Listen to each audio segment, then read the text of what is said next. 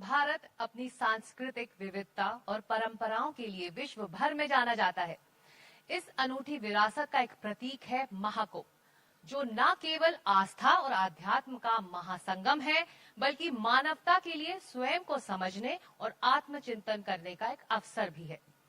ये भारत का खुद से भी एक साक्षात्कार है, क्योंकि ये महाकुंभ दिखाता है कि कैसे हम पुरातन को नूतन के साथ जोड़कर चलते हैं, और ये हम जिस स्केल पर कर सकते हैं वैसा दुनिया में कोई और नहीं कर सकता, कम से कम अब तक तो नहीं हुआ है।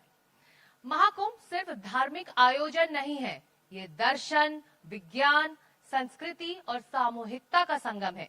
ये वो स्थल है जहां भौतिकता और अध्यात्म का मिलन होता है और हर व्यक्ति स्वयं से साक्षात्कार करने के लिए प्रेरित भी होता है। ये वो आयोजन है जिससे पता चलता है कि आज भारत क्या करने में सक्षम है। महाकुंभ जहां भारी जगत की चकाचौंध से परे होता है स्वयं से साक्षात्कार।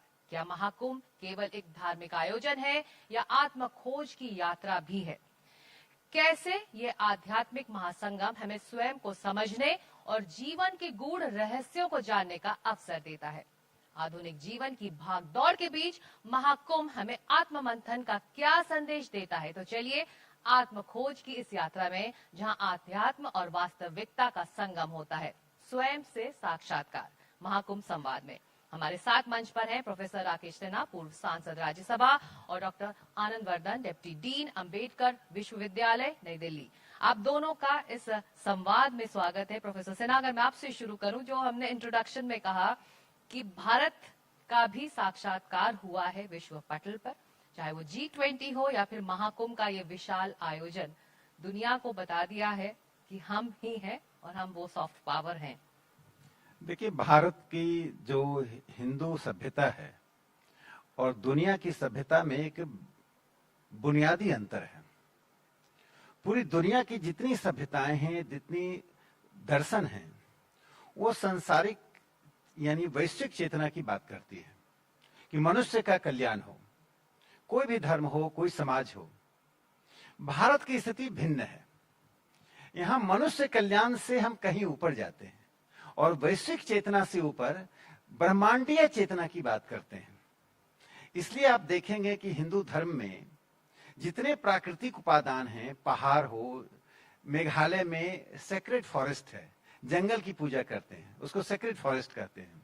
खासी लोग पूजा करते हैं, पहाड़ों की तो पूजा हम जानते हैं, नदियों की पूजा जानते हैं। तो इस ब्रह्मांडीय चेतना में हम मनुष्य के साथ जड़ और चेतन दोनों का सम्मिलन है। इसलिए मैं कुंभ को यह मानता हूं कि उसी ब्रह्मांडीय चेतना की सर्वोत्कृष्ट अभिव्यक्ति है। इसीलिए टेलीग्राफ, जो एक लंदन से अखबार निकलता है, बहुत पुराना अखबार है, उसमें लेविसन वुड ने 22 जनवरी को एक आर्टिकल लिखा। उसमें कहा कि भारत से अब पश्चिम को सीखना चाहिए।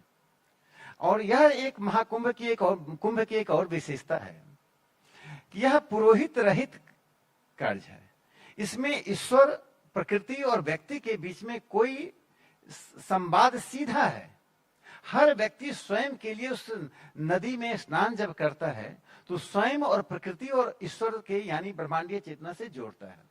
इसलिए मैं मानता हूं कि महाकुंभ एक भारत की जो सांस्कृतिक सभ्यताई चेतना है उसका एक सुंदर अनुपम उदाहरण है, जिससे दुनिया सीख रही है। इसके साथ मैं सिकता जी एक और जोड़ूंगा कि भारत की आध्यात्मिकता का रूप यह है कि दुनिया में जो 10 बड़े लोगों के आयोजन होते हैं, जैसे लोग इकट्ठा होते हैं, उसमें 4 भारत के हैं।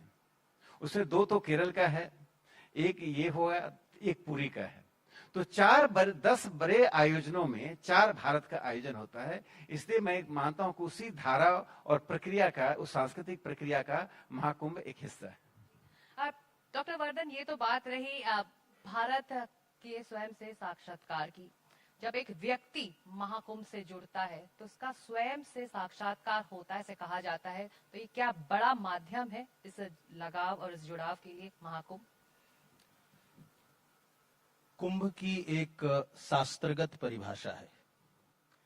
परिभाषा वेदोपनिषदिक है और हम एक घोषणा भी करते हैं, वयम सर्वे अमृतस्य पुत्राः। हम उस अमृत तत्व को ग्रहण करने वाले पुत्र पुत्रादि हैं। यह जो सम्यक विवेक है भारत का, जो आत्म सन्निधि की ओर मनुष्य को ले जाता है, हम प्रयाग जो प्रकृष्ट याग है, जो वार्हस्पत्य अग्नि का एक केंद्र बिंदु बनता है और जिसका एक ज्योतिषीय वैज्ञानिक अधिकरण है, उसके परिप्रेक्ष्य में आत्मा का अनुसंधान करने जाते हैं। और हमारा जो आत्मबोध है, हमारे जो उपनिषद की घोषणा है, आत्मा वा अरे द्रष्टव्य, हम आत्म तत्व का अनुवीक्षण करें, हम मोक्ष प्रदता की ओर जाएं। ये मोक्षानुग्रहण है एक रूप में, और दूसरा एक समग्र राष्ट्र चेतना से ये जुड़ा हुआ है। भारत क्या है, इसकी ये परिभाषा को गढ़ता है जो भास्वर है और भास्वरता में रत है। चित्रम देवानाम उद अगात अनिकम, जिसकी बात वेद ने की, और सूर्य आत्मा जगतस्तुष्य, जो उसके अंदर पर आया कि जहां तक सूर्य का आलोक है, प्रस्तारित है, उस विश्व में भारत केंद्र में है। स्थितः पृथिव्याः मानदंड, पृथ्वी को भारत अपना मानदंड मानती है। और उस भास्वर भारत में मध्य देश में प्रयाग जो है वो तीर्थ नायक है, और वहां जाकर आत्म सन्निधि और आत्म मोक्षानुग्रहण के लिए लोग प्रेरित होते हैं। प्रोफेसर ना, महाकुंभ ग्लोबली रेलेवेंट है, विश्व पटल पर इसकी चर्चा हो रही है, इसके आयोजन को लेकर सराहना हो रही है। तो ऐसे में जो सॉफ्ट पावर की हम बात कर रहे हैं, हमारा देश ये दिखा चुका है कि हम इस तरह के महा आयोजन बिना किसी शोर शराबे के कर सकते हैं, और ये आज भी सदियों पुरानी इस परंपरा को प्रासंगिक रखते हुए इसे मॉडर्न सोसाइटी में तब्दील भी कर सकता है। देखिए, भारत में एक चीज आप देखें कि हिंदू समाज को निरंतर प्रतिकूलता से गुजरना पड़ा है। जहां तक हमारी इतिहास की दृष्टि जाती है, उसमें प्रतिकूलता ही प्रतिकूलता है। उसके बीच में कुंभ को और अन्य त्योहारों को जीवित रखना, ये व्यक्ति की जिजीविसा को दिखाता है, उसकी जीवटता को दिखाता है। उसमें मैं एक बात बताऊंगा। 1942 में क्विट इंडिया मूवमेंट हुआ, 2021 में नॉन कॉपरेशन मूवमेंट हुआ। दोनों समय में देश आंदोलित था, दोनों समय कुंभ हुआ। आप देखिए, उसके पहले 2018 में जब कुंभ हुआ, और फिर जब 1942 में कुंभ हुआ, 1930 में कुंभ हुआ, 30 में सविनय अवज्ञा आंदोलन चल रहा था। 18 में जब कुंभ था तो 2017 में ही घोषणा कर दी गई थी कि अब कोई रेल का टिकट नहीं मिलेगा, कोई ट्रेन का टिकट इलाहाबाद उसके आसपास तक, प्रयागराज उसके आसपास तक का नहीं मिलेगा। 42 में टिकट मिलना बंद हो गया था। उसके बावजूद भी 1942 में 10 लाख लोग आए। एक बात जो मैं सिकता जी कहना चाहता हूं, जो आपने सवाल उठाया कि स्वतंत्र भारत में पहली बार सांस्कृतिक भारत को एक अनुकूल वातावरण मिला है, इसलिए आज विश्व पटल पर चर्चा हो रही है। 1954 में जो कुंभ हुआ था, आपको आश्चर्य होगा कि 800 लोग उसमें आपाधापी में मारे गए थे, 500 से 800। एक कमेटी बनी थी कमलकांत वर्मा के नेतृत्व में, और उसका कारण था, देखिए अभी वीआईपी प्रोटोकॉल खत्म कर दिया गया कि ये बड़ी अध्यात्म में वीआईपी होना सबसे बड़ा गुनाह होता है। उस वीआईपी प्रोटोकॉल कारण उसमें राष्ट्रपति, प्रधानमंत्री, उत्तर प्रदेश के मुख्यमंत्री, उत्तर प्रदेश के गवर्नर, मध्य प्रदेश के मुख्यमंत्री, पंजाब के गवर्नर, इनके सिक्योरिटी में सारी पुलिस बल लग गई 54 में, और 800 लोग मारे गए। 2800 पुलिस थी, 2800 में 1000 पुलिस वीआईपी में लग गई। तो आज पहली बार 2014 के बाद प्रधानमंत्री नरेंद्र मोदी जी ने, और संघ की जो विचारधारा के कारण जो संस्थाओं पर असर पड़ा, उसके दो महत्वपूर्ण पक्ष हैं। एक तो हमने अपनी अस्मिता को पहचानना शुरू किया है और उसको सकारात्मक रूप में रखना शुरू किया है। जब प्रधानमंत्री विदेश गए तो उन्होंने भगवत गीता लोगों को दिया। यह कोई सेक्टेरियन नहीं था, यह कोई सांप्रदायिक नहीं था। तो दुनिया को आभास कराना कि जो चीज हमारी विरासत है, जिसको हजारों लाखों साल से हम लेकर चल रहे हैं, उसमें कुछ तत्व हैं। और इसीलिए मैं कह रहा हूं कि आज पूरी दुनिया इस अनुकूलता में उसका साक्षात कर रही है। आज 15 लाख लोग अनुमान है विदेशों से आकर प्रयागराज में डुबकी लगाएंगे। ये एक बड़ी उपलब्धि भारत की है। और आपने सॉफ्ट पावर की बात कही, बड़ा महत्वपूर्ण पक्ष है सिकता जी। चाइना $10 बिलियन सॉफ्ट पावर पे खर्च कर रहा है। लगभग 150 कन्फ्यूशियस इंस्टीट्यूट खोले हैं। भारत का सॉफ्ट पावर का बजट शून्य है, लेकिन हमारी विरासत इतनी रिच है, इतनी धनी है, इतना संपन्न है कि हमें 10 रुपए भी खर्च करने की आवश्यकता नहीं है। लोग खींचकर आते हैं, उन्हें खींचने के लिए कन्फ्यूशियस इंस्टीट्यूट बनाना पड़ता है। आखिर मैक्स मुलर वेद का अनुवाद करने के लिए कोई यहां से विज्ञापन नहीं गया था। तो भारत की इस विरासत को अपनाना और उस विरासत तत्व समन्वयात, उसमें एक ही चीज का ध्यान रखना है, विरासत को, धर्म को, संस्कृति को आगे बढ़ाते समय समन्वय कहीं खराब ना हो, इंक्लूसिवनेस, सर्वसमावेशी स्वरूप हो। कहीं उदंडता है, कहीं विरोध है, कहीं प्रतिकार है, उसको सहनशीलता ही हिंदुत्व की विशेषता है। उसको सहते हुए उसको सर्वसमावेशी रूप में लाना। जो आयाम है महाकुंभ का, इसी को मैं और आगे ले जाना चाहूंगी कि कुंभ समावेशी है, इंक्लूसिव है और इसका एहसास दुनिया को है। तो महाकुंभ कैसे समेट कर सबको लेकर चलता है, कैसे मुमकिन है ये? दो पक्ष हैं। सनातनता का एक जो आंतरिक पक्ष है उसमें है सत्व में स्थित होना, जो सत्य है हम उसमें स्थित होकर चलेंगे। दूसरा पक्ष है शाश्वतस्थ होना, जो शाश्वत है हम उसकी उपासना करेंगे। और तीसरा है संतत्व में स्थित होना, यानी जो शमन का मार्ग है, जो समता का मार्ग है, जो सर्वसमावेशी मार्ग है, हम उसके ऊपर चलेंगे। और आपको एक इंद्रधनुषी छटा दिखाई पड़ती है। भारत में मत मतांतर हैं, बहुत सारे पंथ हैं, बहुत सारे अखाड़ा हैं, लेकिन यह जो शतरंगी है, सप्तरंगी जो हमारी संस्कृति है, उन सब का एक आत्मभाव है। और वह आत्मभाव जो है, वह आत्म सायुज्य जो है, वह हमें दिखाई पड़ता है। मैं एक विशेष पक्ष की ओर ले जाना चाहूंगा।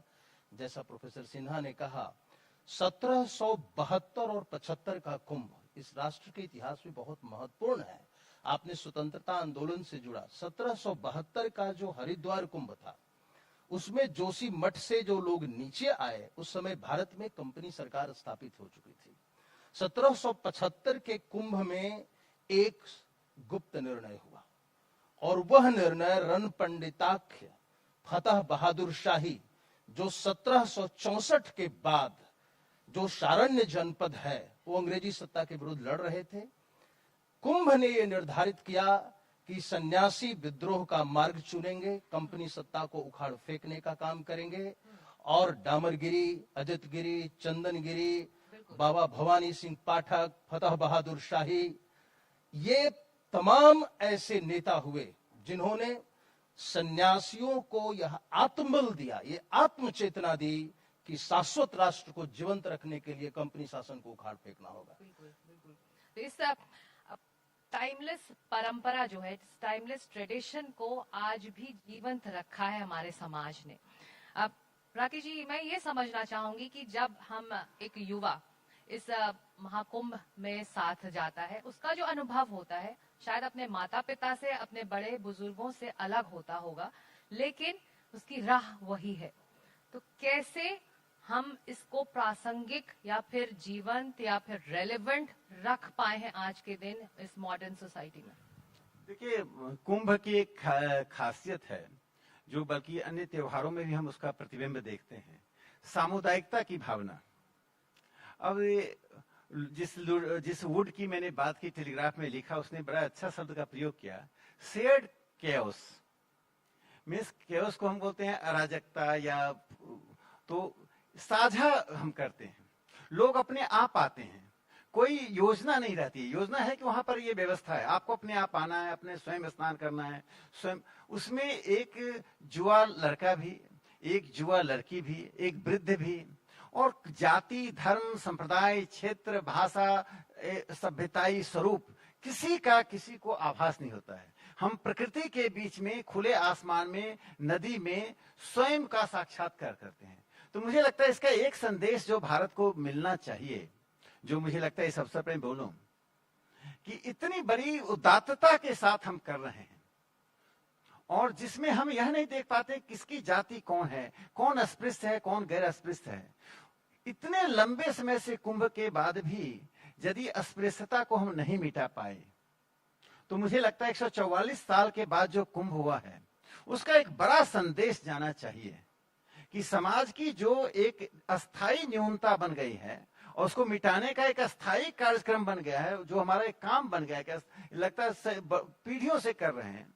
तो इस कुंभ का एक संदेश जाना चाहिए कि हम अस्पृश्यता को जड़ मूल से ईमानदारी से, जैसे कुंभ में हम व्यक्तिगत प्रयास से आते हैं, वैसे उसी व्यक्तिगत निष्ठा, प्रयास, प्रतिबद्धता से समाप्त करेंगे। डॉक्टर वर्धन, अब कुंभ एक इंटरनेशनल वंडर है, एक अंतर्राष्ट्रीय आश्चर्य है कि कैसे ये मुमकिन है कि इतने सारे लोग बिना निमंत्रण न्योते के खींचे चले आते हैं, अपना अनुष्ठान करते हैं, स्नान करते हैं और चुपचाप वापस अपने घरों को लौट जाते हैं। ऐसे में सवाल ये है कि यहाँ पर हर कोई पहुंचता है, चाहे वो आप भक्त हो, आस्तिक हो, नास्तिक भी पहुंचते हैं, जिज्ञासु भी पहुंचते हैं, इंटरनेशनल ट्रैवलर्स आते हैं, रिसर्चर्स आते हैं, तो सबके लिए कुछ ना कुछ होता है इस कुंभ में। बिल्कुल होता है। कुंभ में 3 जो है बीज तत्व हैं। एक गम, गम गम गमयति गंगा, ये जीवन का गमन है। और यम, यम के दिशा में बहती है यमुना। मृत्यु के परे भी कोई जीवन की संभावना है, वहां भी हमें मोक्ष चाहिए, तरन चाहिए। और एक सारस्वत साधना वाली सरस्वती है, जिसका अवतरण हम अपने चित्त पर कहते हैं। महो अर्णः सरस्वती प्रचेतयति केतुना धियो विश्वा विराजती। यह जो विश्व में विराजमान सारस्वत चेतना है, ये उसका समागम है। और यज्ञम दधे सरस्वती कह के हम यही आवाहन करते हैं कि विश्व में चित्त के स्तर पर मनुष्य जिस दैवीय गुणता को धारण करता है, वह इस तीर्थराज प्रयाग में आए। तो हमारे वैश्विक संदेश को विश्व समझे, सनातनता की जो अप्रतिहत गौरव है, उस गौरव की प्रातिभाषिक सत्ता नहीं, उस गौरव की एक आत्मिक सत्ता है, उसको विश्व माने। और भारत अकेला ऐसा राष्ट्र है जिसने यह युग संदेश दिया है कि हम कृणवंतो विश्वमार्यम, समस्त विश्व एक आर्यमय संस्कृति में बदले, सभ्य संस्कृति में बदले, दुराचारों से ऊपर आए। जैसा प्रोफेसर सिन्हा ने कहा, हम अस्पृश्यता से ऊपर आए। यह जो संस्कृति में जो समागम की चेतना है, ये मनुष्य और मनुष्य से अवांतर जीवों के भेद को भी समाप्त करता है। बिल्कुल, स्वयं से साक्षात्कार राकेश जी, महाकुंभ वो जगह है, कुंभ वो स्थान है कि आप खुद से वहां जाकर मिलते हैं। ऐसे में कुंभ को लेवरेज मिलता रहे, इसको भी लेकर कोशिशें लगातार जारी रहनी चाहिए, चाहे वो राजनीतिक कोशिश हो, सामाजिक कोशिश हो, प्रशासनिक कोशिश हो। तो ये एक बड़ा पहलू है जिस पर ध्यान देने की इस वक्त जरूरत है। देखिए, त्योहार वही वैधानिकता पाता है और लंबे समय तक चलता है जो मनुष्य की प्रगति में, मनुष्य को समृद्ध करने में सहायक होता है। जो ऐसा नहीं होता है उसका या तो पतन होता है, या उसमें गिरावट आती है, या ठहराव आ जाता है। कुंभ में लगातार आप सोचिए 42 में 10 लाख लोग आए और 1818 का जो कुंभ था उसमें 30 लाख लोगों ने स्नान किया, सभी प्रतिकूलताओं के बावजूद। तो उसकी योजना तो कोई बनाता नहीं था, योजना प्रकृति से बनती थी। लोगों की प्रतिबद्धता, हिंदू समाज में प्रत्येक हिंदू की प्रतिबद्धता मोक्ष के प्रति है, उसकी एकमात्र प्रतिबद्धता है मोक्ष। और इस मोक्ष के प्रति प्रतिबद्धता के लिए वो खोजता है। इसीलिए नेति नेति का शब्द आया उपनिषद में, यह भी नहीं वह भी नहीं, this is not that is not, this is the essence of philosophy, Hindu philosophy. नेति नेति शब्द को हटा दीजिए तो भारत ही समाप्त हो जाएगा। तो अलग संप्रदाय, अलग, आप देखिए कुंभ में अलग अलग अखाड़ों में प्रतिद्वंदिता भी है, कभी झगड़े भी होते हैं। उन सब का अंतिम लक्ष्य होता है कि समन्वय की ओर जाना। तो मुझे लगता है कि आने वाले समय में कुंभ के जो वास्तविक निहितार्थ हैं, जो स्वयं लोग सीखते हैं, जो भारत का, आप इसको देखिए कि मिलेनियम, ये इसको हम सैकड़ों साल हर्ष के समय में इसका उल्लेख आता है, लेकिन यह तो समुद्र मंथन से जुड़ा हुआ है, उसकी कोई आयु हमारे पास नहीं है। समुद्र मंथन कब हुआ इसकी आयु हम निश्चित नहीं कर सकते हैं। और जब समुद्र मंथन से जुड़ा हुआ है तो वह मुझे लगता है कि यह अमृतत्व की खोज है।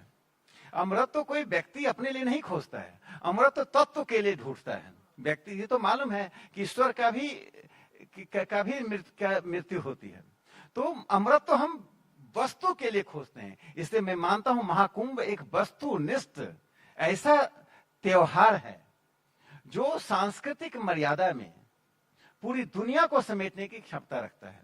इसलिए पूरी दुनिया के लोग इसकी ओर आकर्षित हो रहे हैं। आज न्यूयॉर्क टाइम्स, गार्डियन जो भारत की अनेक पक्षों में आलोचना करते हैं, वे कुंभ के नाते भारत की उस तस्वीर को पेश कर रहे हैं। बिल्कुल, और ये तस्वीर विश्व पटल पर चर्चा का मुद्दा भी है। अब जो सवाल मैंने अब कुछ देर पहले श्री रविशंकर जी से किया था, मैं आप लोगों की से भी समझना चाहूंगी कि स्ट्रेस और तनाव वाली इस जिंदगी में जब कोई कुंभ के लिए पहुंचता है तो क्या सेल्फ रिफ्लेक्शन के लिए भी ये महाकुंभ रेजोनेट करता है हर एक व्यक्ति को? एक महत्वपूर्ण विषय है हमारी जल प्रियता। जल शब्द की जो हमारी सांस्कृतिक व्याख्या है, ज से जन्म है, जनन है, और ल से लयन है, लय है। उसमें जिसमें जनन और लय सन्निहित हो वो जल है। पानी होने से हम पानी कहते हैं। तो हम अपने आत्म परिष्कार और मन परिष्कार के लिए कुंभ में जाते हैं। और कुंभ में मिलता क्या है, इसके दो पक्ष हैं। एक ऋग्वेदो अथा यजुर्वेदो सामवेदो हथर्वणः अंगश्च संहिताः सर्वे कुंभे तु समाश्रिताः। वेदों में चारों वेद, अंगैश्च संहिता सर्वे, और संहिता के यानी वैदिक संहिता के 4 अंग, वेद, ब्राह्मण, आरण्यक और उपनिषद, ये सभी इस कुंभ में, इस कलश में समाहित हैं। तुलसीदास जी ने एक बहुत अच्छी बात कही है कि मकर स्नान का उन्होंने वर्णन किया है। कुंभ नहीं कह के उन्होंने मकर स्नान कहा है। तो उस मकर स्नान में वो 3 पक्ष की बात करते हैं। एक है ब्रह्म का अनुचिंतन, ब्रह्मविद वरेण्य लोगों का समागम होता है, वो ब्रह्म तत्व की मीमांसा करते हैं, धर्म और विधि तत्व की मीमांसा करते हैं और तत्वार्थ दृष्टि को विकसित करते हैं। यह स्नान और सामुदायिक स्नान और एक भूगोल विशेष की संरचना, इसका एक सेक्रेट ज्योग्राफिक कॉन्टेक्स्ट है कुंभ का, इसका एक कल्चरल एस्ट्रोनॉमिक कॉन्टेक्स्ट है, और इसके साथ साथ इसमें आत्मोत्कर्ष का भाव भी सन्निहित है। तो हम जो यहाँ कुंभ में, और इसका एक ज्योतिषीय पक्ष है कि 11 वर्ष 11 महीने 27 दिन के बाद बृहस्पति है, वही ब्रह्मस्पति, वही हमारे ब्रह्मस्पति है, हमारी ब्रह्म चेतना है, वो जब अपना राशि परिवर्तन करते हैं, हम 12 वर्ष पर यहाँ आते हैं और हम अपने समग्र आध्यात्मिक चेतना और राष्ट्रीय चेतना को वहां अभिव्यक्त करते हैं और साथ साथ उसका आत्मानुभव भी प्राप्त करते हैं।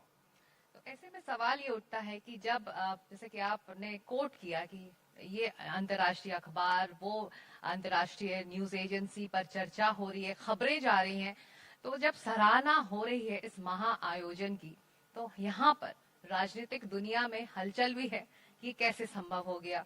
क्या विरोध के लिए विरोध हो रहा है कि वाकई कुछ विरोध की गुंजाइश है यहाँ पे? देखिए, नेहरू काल में जो भारत की विरासत की उपेक्षा हुई, उसका मैंने 1954 का बताया। एक बड़ी महत्वपूर्ण बात है, उस कमेटी की रिपोर्ट को उत्तर प्रदेश की सरकार को निकालकर लोगों को पुस्तकालय में रख देना चाहिए। एक महिला है छिद्रई देवी, उसके घर के 8 लोग उस मिसटैप में मारे गए।